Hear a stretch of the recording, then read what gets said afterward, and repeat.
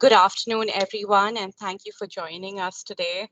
Welcome to the first information session on the city's guideline for the 2024 cafe season. And I'm sure most of you on the call are already aware of the revocable sidewalk privilege permitting process that we had implemented in 2019. It was essentially a simplified, it essentially simplified the pre-existing application process that the city had in place for cafes.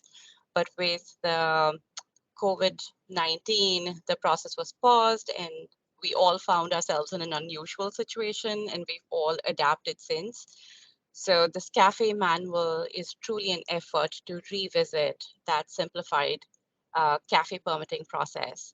And so the city retained a team of brilliant consultants that you see on the call today, who have helped us put together this comprehensive resource for primarily businesses.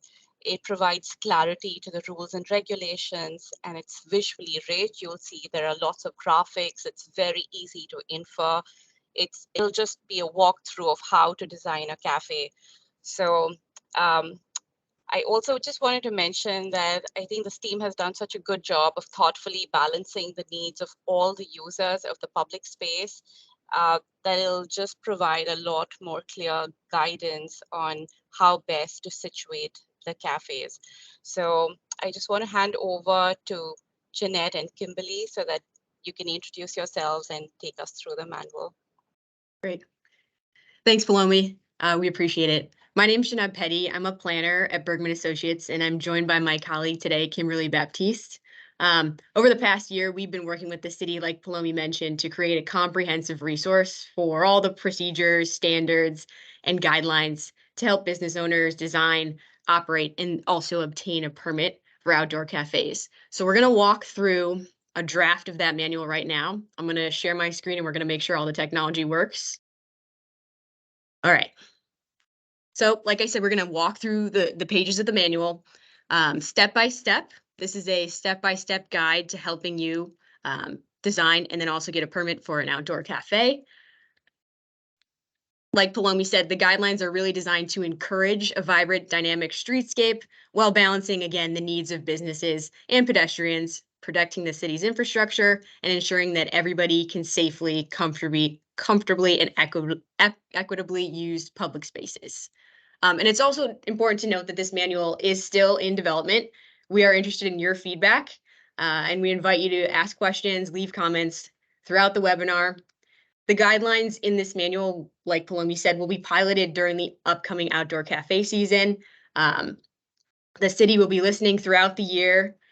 It's a living document, and feedback received will be used to revise the guidelines if necessary. Okay, so I'm going to walk through each of these steps one by one. If you have any questions about a particular step, please let us know, and we'll try and address those questions at the end of each step. Okay. So step one, this is very basic. I'm sure you guys can check this one off very quickly, but the first step is to understand the sidewalk space and why it's important to share the sidewalk with other users and with other uses. So the sidewalk and the street are public spaces, and this manual outlines requirements and regulations to ensure that everyone can safely and comfortably use those spaces, and that daily operations like on-street parking, deliveries, and utility maintenance can still function as well. There's a couple elements of the sidewalk, including utilities, which we'll discuss more in detail, street uses like on-street parking spaces, crosswalks, bike racks, things like that, that all have regulated buffers or clearance area around them to make sure that they can still be used even when your cafe space is installed. The second step is to determine if you're eligible to have an outdoor cafe. I would assume most of you are if you're on this webinar. Most zoning districts in the city are permitted to have outdoor cafes. That includes most residential districts, all mixed-use districts, and all special purpose districts. 2 residential districts are not permitted for outdoor cafes, and that would be the R1L low-density residential district and the R1M medium-density residential district. Another important thing to note on zoning districts is that if your cafe is located in a historic district, it's important to consider what kind of furnishings you're using in your cafe: tables, chairs, decorative elements. If you are in a historic district, you want to make sure that those furnishings are respectful of the character of the district. Um, they could be traditional and complement that historic character, or alternatively, they could have a clean contemporary style that doesn't outcompete the surrounding context. If you have any questions about your zoning district or whether you're located in a historic district, the City of Albany does have an online interactive zoning district, zoning map that you can reference. The next step gets a little bit more into the meat and potatoes of the outdoor dining program. And this is to choose the cafe type that is best for your particular location, your particular business, the width of the sidewalk, etc. So there are 3 different types of cafes that the City of Albany permits. I'm going to start with number 2 first, the yellow one in the center here. And this is a sidewalk cafe. It's probably the most common type, the most traditional type. And the sidewalk cafe is located either immediately adjacent to the front of your business or along the curb. There are specific requirements for setback from the curb. We'll get into those later. If your business happens to be a corner business, the sidewalk cafe could wrap around the 2 front facades of the business, as well as you see here on the diagram. The second type of cafe option is a parklet in purple. Parklets are essentially mini parks that take up on-street parking spaces. Normally, they're constructed with a platform as a base and then barriers along the side to protect from traffic. And then they have tables and chairs on top of that platform. There's a whole set of design requirements specific to parklets that we'll go into later, but this is just a preview now. And then the final type of cafe that's permitted is an expanded cafe, shown in green. Expanded cafes are located in public property adjacent to the business. So in this instance, this expanded cafe is shown in what would be a public parking lot adjacent to this business. It could also be in a public space like an alleyway or a public plaza, for instance. Another thing to note is that if your space permits, you can combine different cafe options together. For instance, you could operate both a sidewalk cafe and a parklet if your space permits, or you could operate a sidewalk cafe in addition to an expanded cafe. Just depends on the location of your business and what types of spaces are available to you. And one final note, if you want to extend your cafe space outside of the frontage of your business to into an adjacent business frontage, you'll have to get an agreement with the property owner of that adjacent business to do so.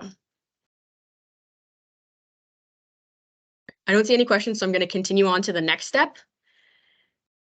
This step is identifying required buffers around certain elements of the sidewalk. There are many elements of the sidewalk, including road signs, street trees, lampposts, utility poles that require appropriate buffers around them to ensure that these utilities, these functions can still be used and maintained, and that they're not in the way of where people will walk when your cafe space is installed. I'm not going to run through each of these, but they will be listed in the manual. For instance, you need a 2-foot setback from the edge of the tree pit, and no cafe furnishings or any element of your cafe could be located within that buffer.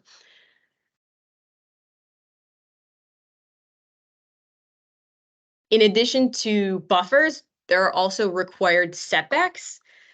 These setbacks are located adjacent to elements of the street, like a crosswalk, for instance, a driveway, an alleyway.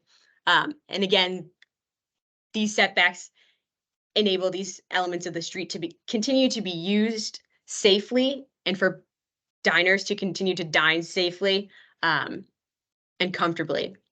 I will quickly run through each of these. They're listed in more detail in the manual, but just so you have an overview of what's required. Anything in red, shaded in red or shaded in a hatched area here, represents an area where you would not be allowed to place cafe furnishings or tables, chairs, anything associated with your cafe would not be allowed in these red areas. The first setback here is the curb. So if you were to have a curbside dining space, you would need to have a 1-foot buffer from the inside edge of the curb before you could place any furnishings. That's to allow anybody opening the door in an on-street parking space some room to do so without bumping into your tables and chairs. There's also a 2-foot setback along driveways and alleyways. This is really to protect the diners from being, too close to moving vehicles. There's also a 10-foot by 10-foot clearance area at the intersection of any streets and driveways or any streets and alleyways. That corner clearance area is there to allow drivers to maintain visibility and able to turn appropriately. I'm going to pause for 1 second because I do see a question. If you have any questions, if you could please type them in the Q&A, and then we will get to them later. But I do see one hand up, so I just wanted to mention there's a Q&A feature where you should be able to type in some questions. Thank you. Okay. Continuing, there's also a 5-foot by 5-foot entry area, clear area around the entries and exits of buildings. This is to allow people to easily enter and exit your business, including those in wheelchairs. For crosswalks, there is a landing area which extends 5 feet on all sides from the crosswalk. This is again to make sure that people who are getting off the crosswalk have space to do so and they're not immediately bumping into tables and chairs. The intersection clearance area is formed by 2 lines that extend from the edge of the crosswalk to create this square at the corner of an intersecting street. That intersection clearance area is to maintain driver visibility. So anyone turning on either of these streets maintains clear visibility and can safely do so. Handicap parking spaces, you are not allowed to place any curbside dining areas in a handicap in or adjacent to an on-street handicap parking space. That's to allow people parking in those spaces to safely exit their vehicle and then maneuver along the sidewalk. Parklets have their own specific design requirements. One being a 1-foot setback from the travel lane, including bike lanes. So your parklet has to have a 1-foot buffer from any moving vehicles, including bikes. Parklets also have to have at least a minimum 20-foot setback from crosswalks, and then a minimum 10-foot setback from a driveway or an alleyway. Utility covers. So you are allowed to cover utility covers with temporary furnishings, but you do so at the risk of the city needing to move those furnishings at a moment's notice to deal with potential emergencies or utility maintenance. So you can cover them, but you should note that you may be required to move them, and any damage to those furnishings as a result of the removal would be your responsibility. So if at all possible, I would avoid covering the utility covers. For sewer grates, those cannot be covered. Those need to remain uncovered. I know that was a lot. There are certainly a lot of clearance areas, but that's to ensure that, driving, pedestrians, different uses on the sidewalk can be safely maintained regardless of where your cafe is installed. If you have any questions on the clearance areas, please let us know, and we can circle back on that. So the next step is a particularly important step, and that's to locate your pedestrian clear zone. So the pedestrian clear zone is shown in green here, but it is the space on the sidewalk that is dedicated to pedestrian movement. It's the highest priority on the sidewalk. No elements of your cafe, furnishing, tables, chairs, decorative elements can overlap with this pedestrian clear zone, and your cafe should be laid out so that the pedestrian clear zone can be as straight as possible and does not zigzag. The minimum width of the pedestrian clear zone varies based on the width of the sidewalk. So this will be different depending on where your business is located. I'm going to scroll down here. So there are, again, this manual is still in development, but we have been exploring different minimum widths based on different sidewalk widths. The minimum width overall is 5 feet. That's the smallest that the pedestrian clear zone could ever be. And then the width changes based on the sidewalk width. So for instance, a 10 to 15 foot sidewalk would require a minimum 6 foot wide pedestrian clear zone. The larger the sidewalk, the wider the pedestrian clear zone is required to be. And that's again to balance pedestrian space with dining space so that everyone has an equitable share of the sidewalk. In addition to the pedestrian clear zone, there's also a couple required access routes that come off of the pedestrian clear zone. These include entry access routes, which are minimum 5 foot wide routes from the pedestrian clear zone to any business entries or exits. And then also minimum 5 foot wide crosswalk access routes that connect the crosswalk landing into the pedestrian clear zone. Any of these areas shown here in highlighted green or yellow, your cafe cannot overlap with them because they are intended for pedestrian movement, safe pedestrian movement.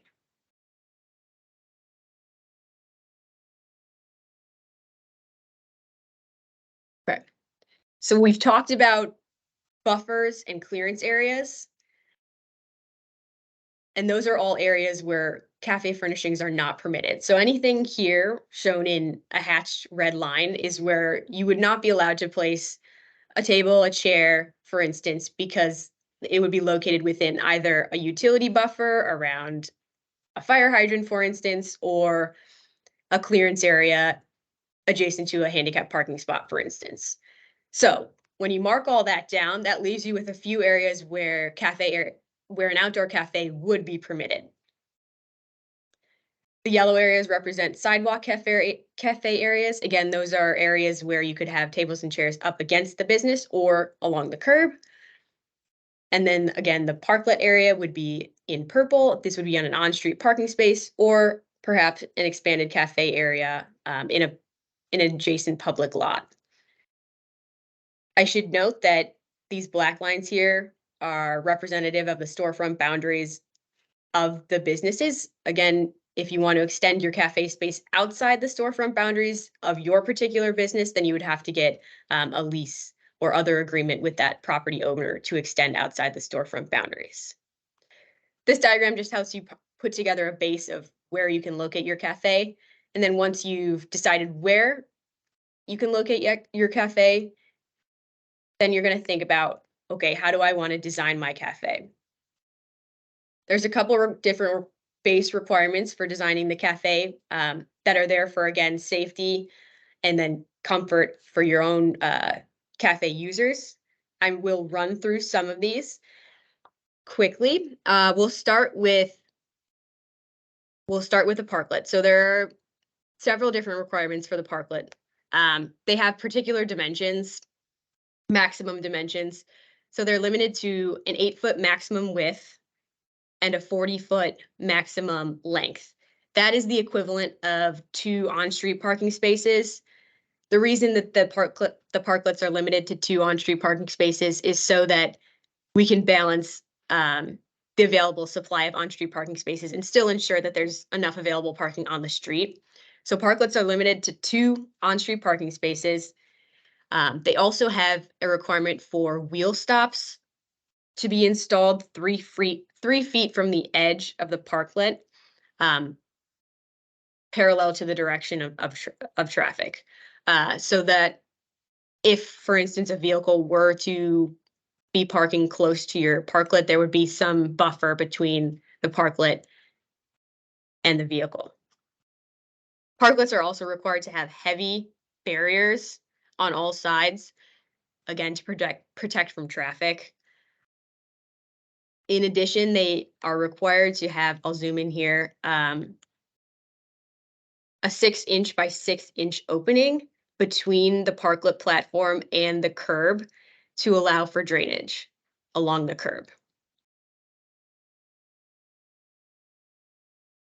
There are some additional design requirements for parklets, which we'll hit on a little bit later, but this is the general gist.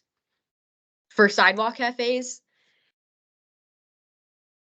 edge barriers are required perpendicular to the building, parallel to the motion of pedestrians, to ensure that anybody walking on the sidewalk does not walk straight into your cafe.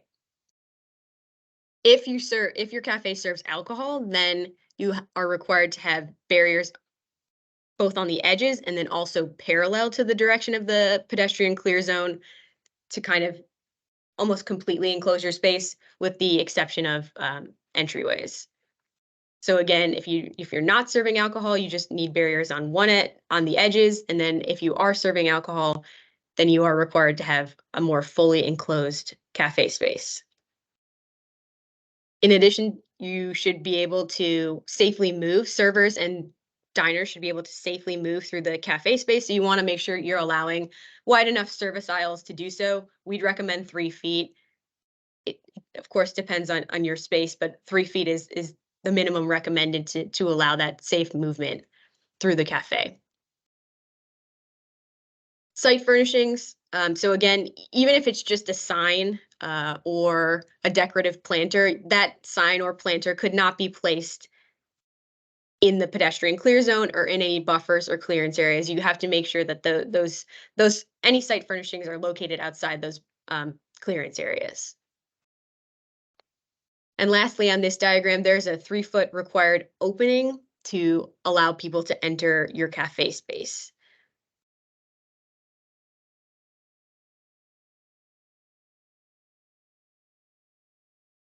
Okay, so now we will discuss ADA access.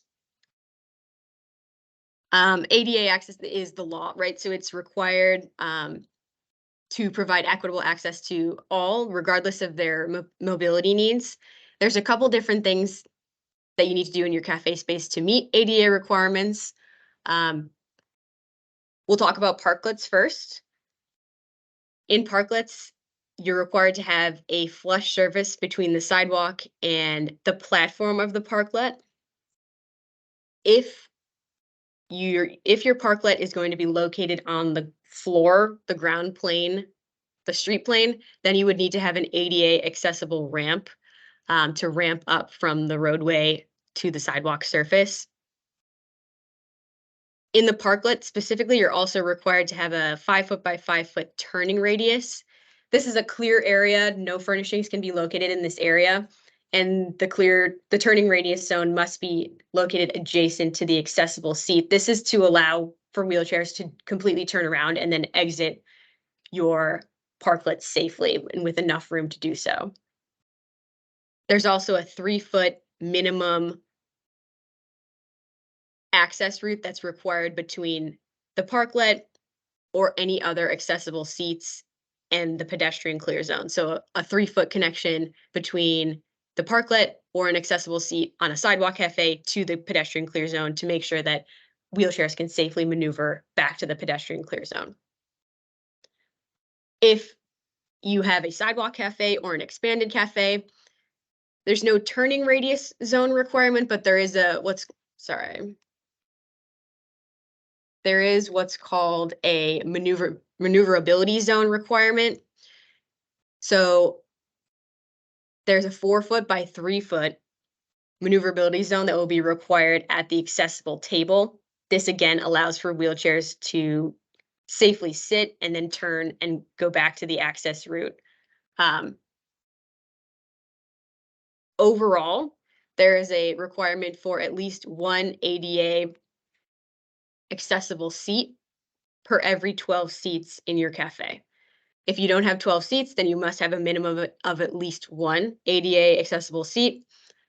If you are operating a combined cafe, for instance, if you were to have a parklet in addition to a sidewalk cafe space, the requirement is the same. So if you have both a parklet and a sidewalk cafe, you still only need one ADA accessible seat per every 12 seats.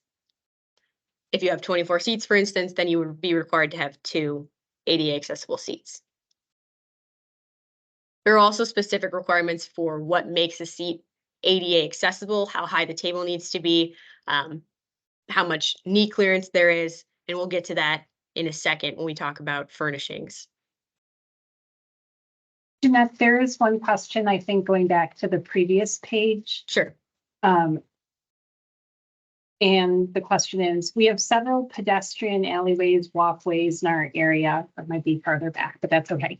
What is the clearance required for those areas? So an alleyway. Alleyways and walkways, yes. So alleyways and walkways have a 2-foot clearance, similar to driveways. If it's an alleyway, well, we should clarify. If it's an alleyway that has, I guess the question from me would be if it's an alleyway that has vehicular movement, then yes, it will require a 2-foot setback. If it's an alleyway that does not have vehicular movement, like a walkway, for instance, and if it's public, then you wouldn't be required to have that 2-foot setback because the 2-foot setback is there for vehicular protection from vehicles. So hopefully that clarifies. If there's vehicular movement, you'll need the 2-foot setback. If not, and it's a public walkway, then you will not need the setback.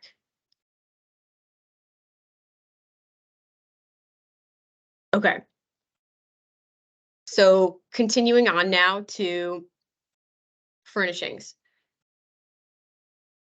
We've laid out several requirements for different types of furnishings, and what you need to make sure that your furnishings are safe, durable, easy to maintain, easy to clean, that they look aesthetically pleasing, match the character of your district, things like that. We'll walk through these at a high level and hit on some important points. Firstly, tables and chairs. They must be made from high quality materials. You really want them to be able to withstand heavy use and inclement weather. We prefer metals and finish grade woods or sturdy recycled materials. You can incorporate fabric or upholstered elements, but those should be made for outdoor use and must be maintained in clean condition at all times. Tables should not exceed 36 inches in height. High or bar stool height tables are not permitted unless they are ADA compliant. Again, we're emphasizing the ADA compliance and making sure that cafe spaces are equitable and can be used and shared by everyone. For accessible seating, ADA accessible seating, there are several requirements for the size of tables. So table surfaces have a height requirement. There's a requirement for clear, neat space under the table, which allows the wheelchair to safely move into and under the table. As we talked about, there is a required maneuverability zone around the table. And then there's also a required access route that allows those in wheelchairs to exit the table and then go back to the pedestrian clear zone. Another important note here is that accessible tables must have a label displaying them as accessible. And also overall, we strongly encourage that any furnishings be lightweight, easily movable, and easy to assemble and break down. In the case that they need to be moved for emergencies or stored overnight. That just makes everything a little bit easier if everything's lightweight and easily movable.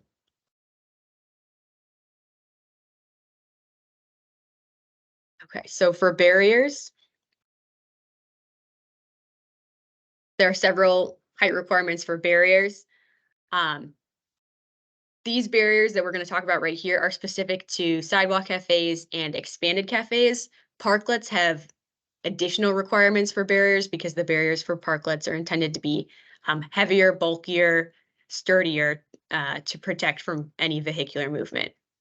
So these barriers, again, for sidewalk cafes or expanded cafes are required to be between 36 and 42 inches in height. And then their lowest point is required to be no more than 6 inches above the ground. And this is to ensure that those with canes or with visual impairments are able to detect the bottom of the barrier and safely move throughout the sidewalk space.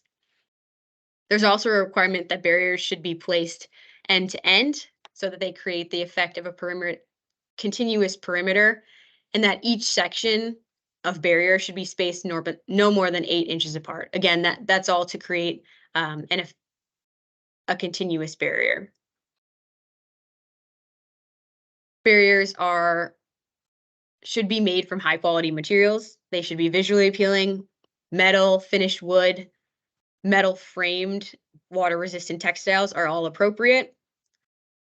Another very important note for barriers is that they should be freestanding and they cannot be attached to the sidewalk. This is in order to minimize any damage to the sidewalk and to facilitate easy removal. Footings themselves must be 1/4 inch to 1/2 inch thick with tapered edges. They should be flush to the sidewalk, and no portion of the footing nor the barrier can extend into the pedestrian clear zone at any time. Again, that's to prevent tripping hazards and make sure that that pedestrian clear zone remains clear and open for pedestrian movement.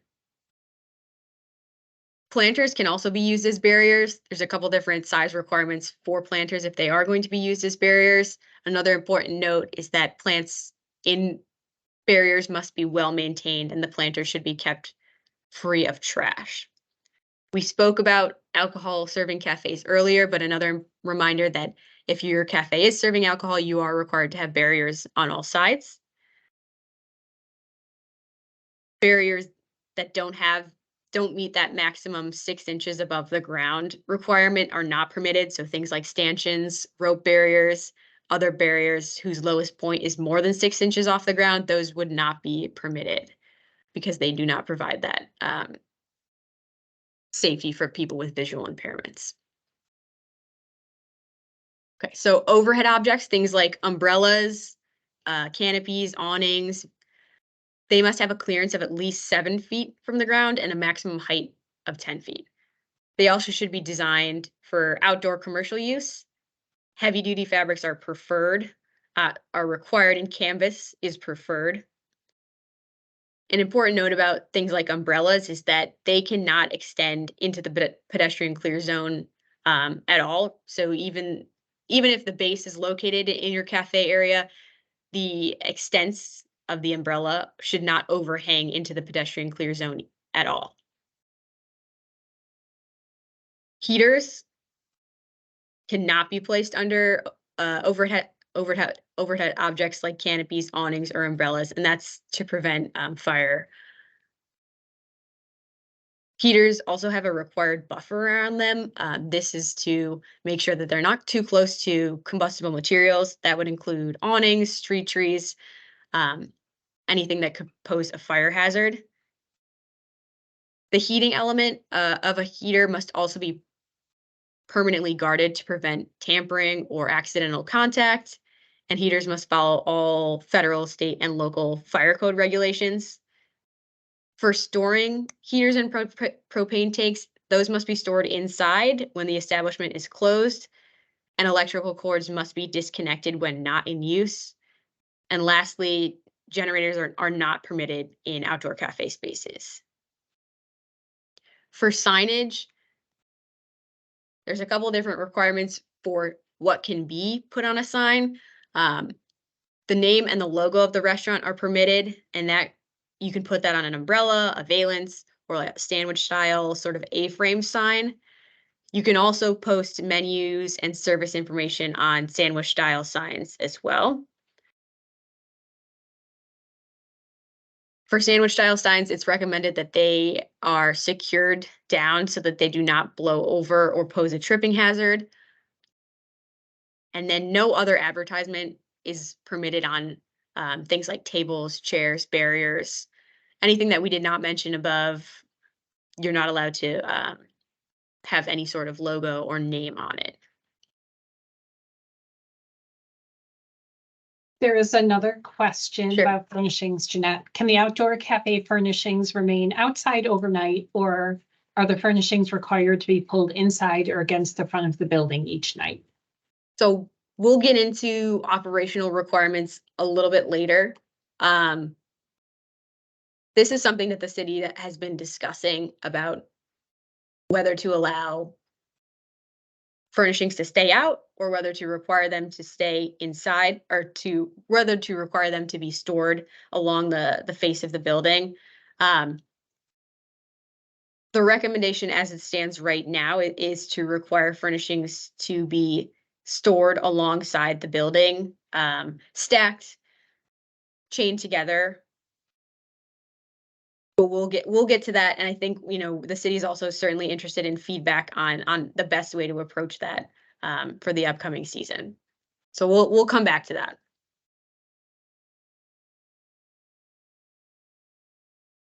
So for parklets, we've discussed this a little bit already. We talked about the maximum length and the maximum width, as well as the wheel stops. For barriers, parklet barriers are required to be heavy, sturdy barriers, 18 inches minimum width, and they must be 36 inches to 42 inches above the height of the street. The reason for this heavy, sturdy barrier requirement is to protect from traffic. Acceptable materials here would be metal, finished wood. Any alternative barrier would have to be vetted by the city for crash resistance and impact rating. Barriers are required to be installed along all sides of the parklet, except the side adjacent to the sidewalk. The outward facing side of the barrier along the street would have to be affixed with a reflective strip, just for nighttime visibility so that cars can see it as they're moving through the street at night. For maintenance, parklets should be designed for easy removal and to accommodate street maintenance and snow plowing. If there is snow on the parklet, cafe owners are required to clear the platforms within 24 hours. Most parklets will probably be installed with a platform base.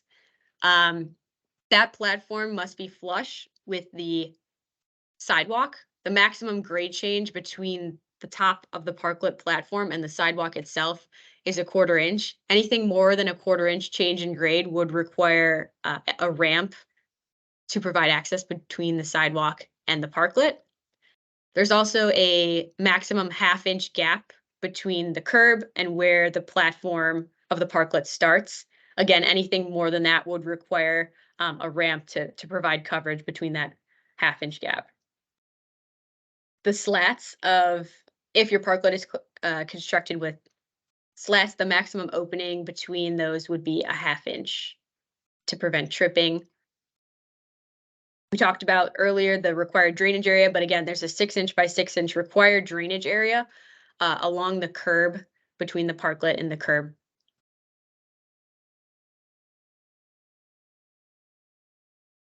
Vertical screening, if you do want to have vertical screening along your parklet, that is allowed along the street facing side of the parklet. Any screening must be clear, must maintain clear visibility. So that could include plantings, clear plexiglass lattice, things like that, and it must be fire resistant.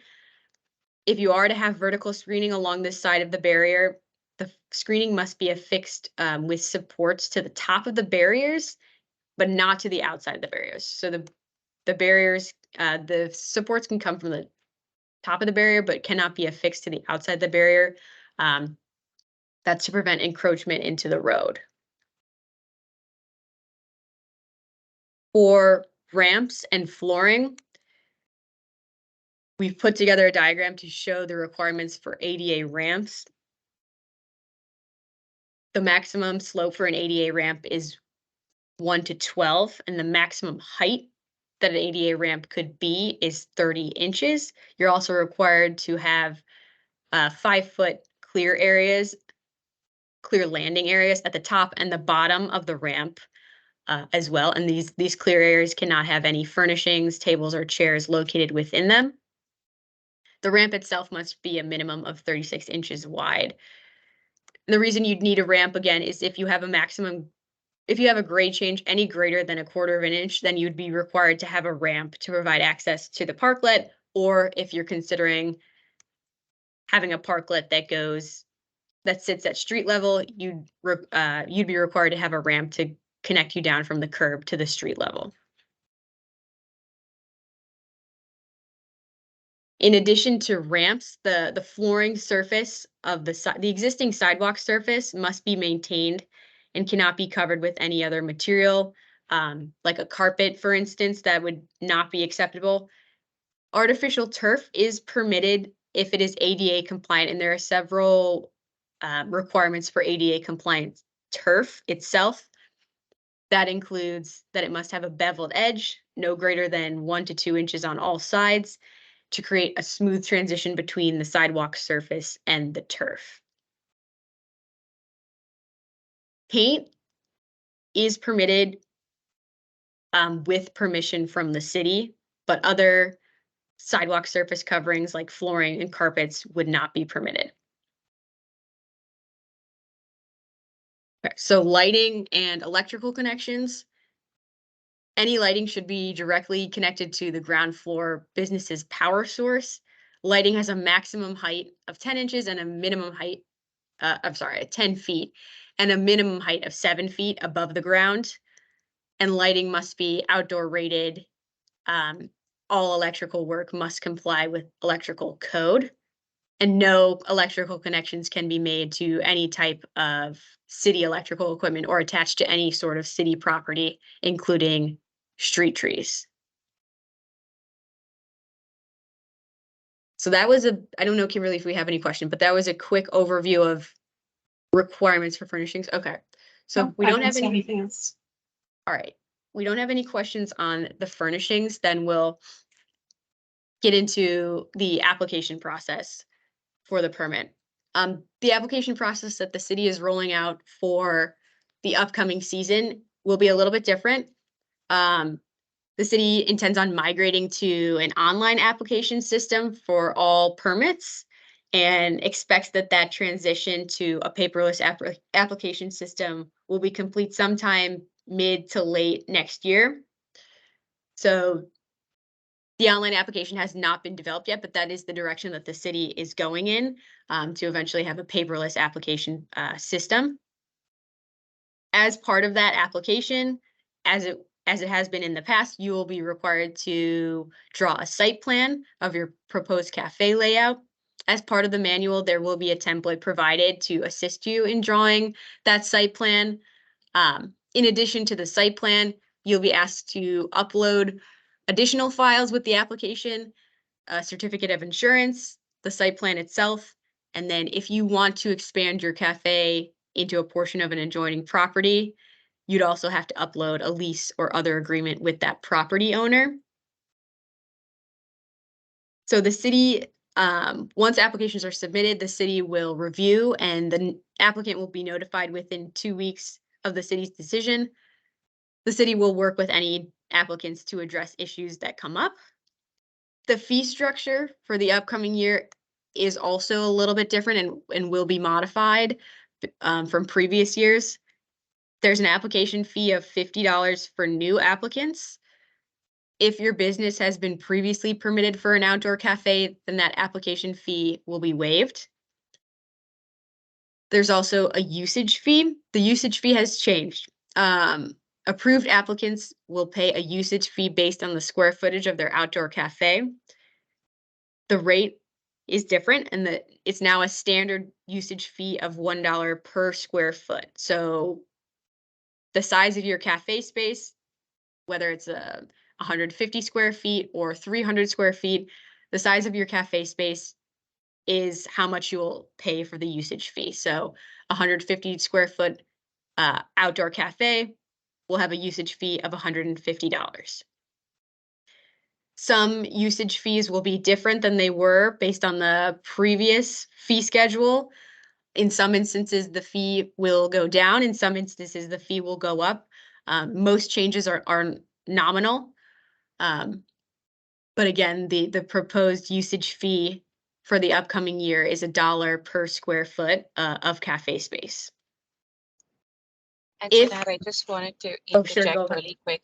So the thought behind it was that the fee schedule that we had in place for the previous years it was not consistent.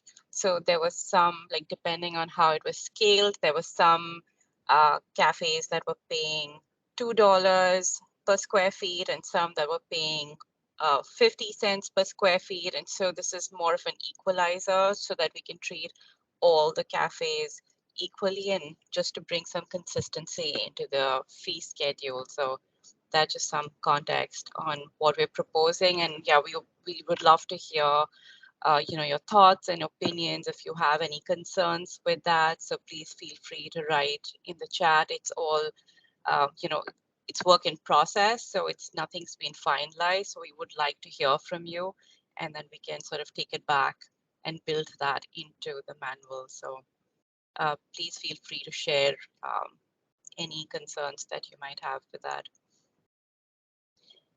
Thanks, And, Palami. yep. And just quickly on the application process as well. So because we are sort of reestablishing the guideline, we're requesting for you to fill out a new application and sort of to help you transition to that online platform that we're hoping to sort of venture into this upcoming year. We would have liked to have it all in place by March, but we don't know how quickly we will be able to migrate. So while we wait, we will have a jot form. So it will be an online application. And like any new application, you'll be submitting a dimensional drawing in keeping with the guidelines that have been provided. It's a one-time effort because following this year, the process of renewal is as simple as it was in the past. You would probably just go into the online portal, acknowledge that the dimensional drawings are consistent, provide the updated insurance certificate and proof of payment, and we will send over the renewal permit. So just for this upcoming year, because we have a new guideline in place and we want to ensure consistency in the dimensional drawing, we're requesting that you refill the application form, provide the dimensional drawing and the insurance certificate along with the check. So it's a 4-step process, but it'll be a one-time effort. The renewal is just acknowledging dimensional drawing stays as is. If there's any change in the name of the cafe, the ownership, then a new application is required, but those are few and far between. So just wanted to give you that information. It's really an effort to make sure that the dimensional drawings are consistent so that the understanding of the business owner as well as the enforcement officers are the same. We want to reduce the effort and the misunderstandings as much as possible. So it's truly an intent to make the process simpler and easier moving forward. So Thanks, Palami. So in addition to that usage fee that we just discussed, if you have a parklet and are using an on-street parking space, there's an additional rental fee for that parking space. If it's a metered parking space, then there's a monthly rental fee of $100 per space, which must be paid directly to the parking authority. Non-metered parking spaces would be subject to that standard dollar per square foot usage fee. As Paloma just went through, there's an annual reapplication process. That'll be a little bit different this year just because these are new guidelines and we're asking you to resubmit. As was required in the past, the permit will be required to be displayed in a visible location. Maintenance of cafes, it's the responsibility of the cafe owner to keep the outdoor cafe clean, well-maintained, clear of trash and other debris. In addition, as well as snow, leaves, other sorts of debris. Alterations to public property. So any public property used as part of the outdoor cafe cannot be altered and should be returned to the city in good condition. Any proposed in-ground improvement will require additional discussion with city staff, including things like installing permanent barriers or painting the sidewalk surface. Securing site furnishing. So we had a question about this come up earlier. As it stands right now, the recommendation is that during hours when an outdoor cafe is not operating, that site furnishings, including things like tables and chairs, must either be stacked. So this would be stacked kind of up against the building. Stacks should not be too high to risk being toppled or blown over, and the stacks cannot, extend into the sidewalk or pedestrian clear zone in any way. They would have to be still within your outdoor cafe area. If you don't want to stack your site furnishings, then you could also chain them together with a cable or some other sort of locking system. You could chain the furnishings to each other or to some kind of weight, but you cannot chain furnishings to public property like trees, lampposts, street signs, things like that. So there's kind of two options there, either stacking things up against the business or chaining the furnishings in place to each other or to some kind of weight, again, to prevent them from being removed. We do suggest that items that are likely to blow over or be vandalized, like signage or umbrellas, heaters, should be brought inside at the end of each day. And no furnishings can be stored in the pedestrian clear zone. This is again to make sure we have that area clear of furnishings, tables, chairs, so that people can walk and you're not creating tripping hazards. And lastly, alcohol service is permitted in compliance with all New York State Liquor Authority laws and subject to New York State Liquor Authority enforcement. So that was a run through of the draft permit as it stands. Again, we're in the listening phase, so any feedback you have, we'd be happy to hear. Any other questions and comments, we can follow up if you have any specific questions. Hopefully, we answered all the questions that we had here today. There is just one more, Jeanette, that just sure, came go in. ahead. Sorry to interrupt. Are there, and this might be more for Palomi, are there specific reasons why the city is leaning toward requiring the furnishings to be brought inside or against the building each night? Does that include barricades?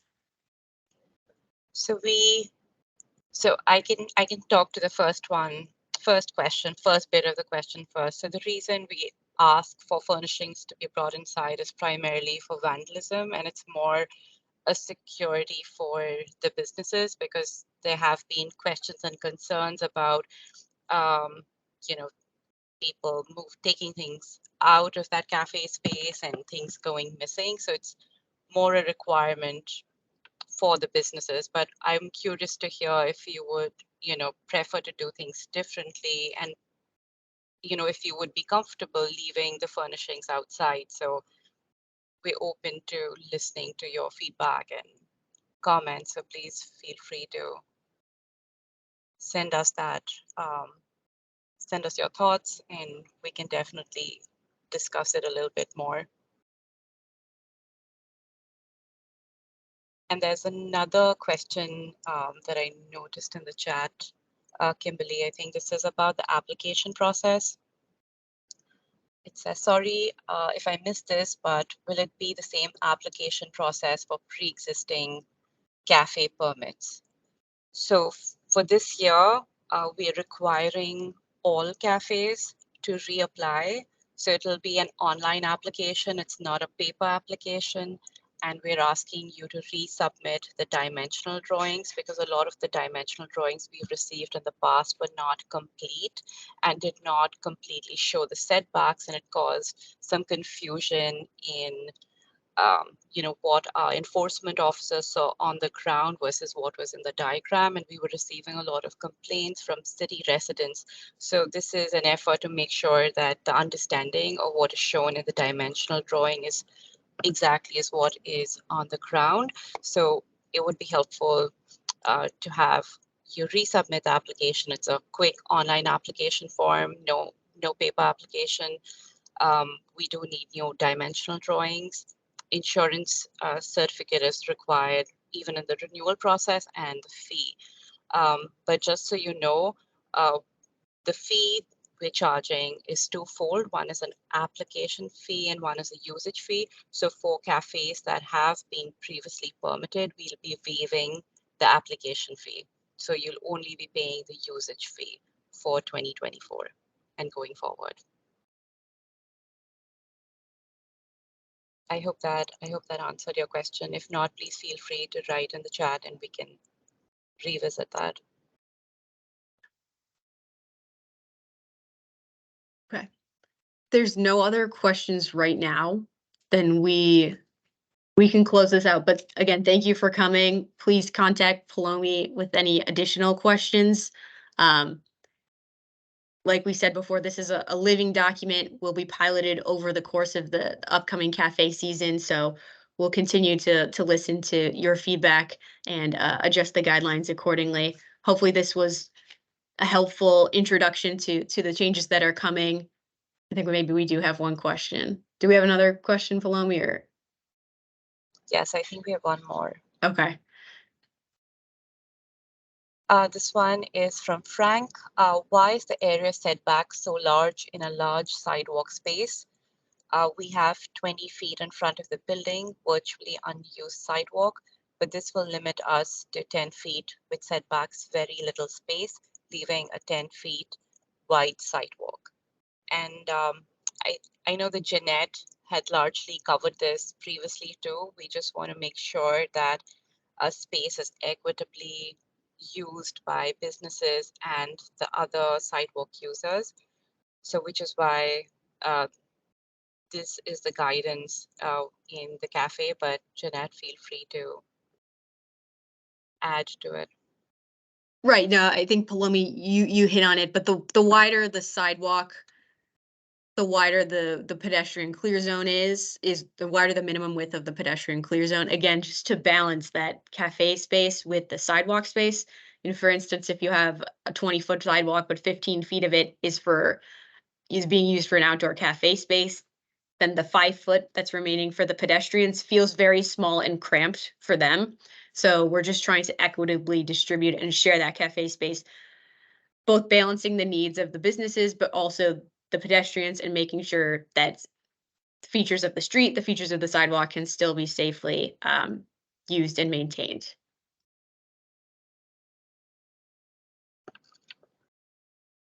So I think we're at time, but please feel free to send in your questions and concerns. We can send up a follow-up email to all the participants with the contact information. So please reach out. We're here to listen. It's, as Jeanette mentioned, it's a living document and we're constantly making modifications. We'll be, for 2024, this would be the guideline that will define the structure of the cafes. But all through that year, we will listen and hear from you and make modifications towards the end of the year as needed. So please feel free to reach us at any point in time. And while this document is still, being formulated, and hopefully we'll have this ready and available for you in another week or so, please to reach out with your questions, concerns, and thoughts, and we will try and address it the best we can. So thank you again for your time today. It's been wonderful to have so many people participate and provide us feedback. We'll be waiting and listening. So please feel free to reach us at any point, Jeanette. Yeah, thank you.